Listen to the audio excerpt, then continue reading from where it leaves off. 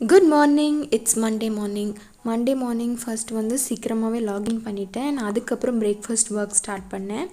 So பிரேக்ஃபாஸ்ட்டுக்கு வந்து chicken gravy and idli தான் பிளான் பண்ணியிருந்தேன். பட் சிக்கன் கிடைக்காததுனால ஜஸ்ட் மீல் மேக்கர் வச்சு ஒரு சிம்பிள் கிரேவி அண்ட் இட்லி வந்து ரெடி பண்ணியிருந்தேன்.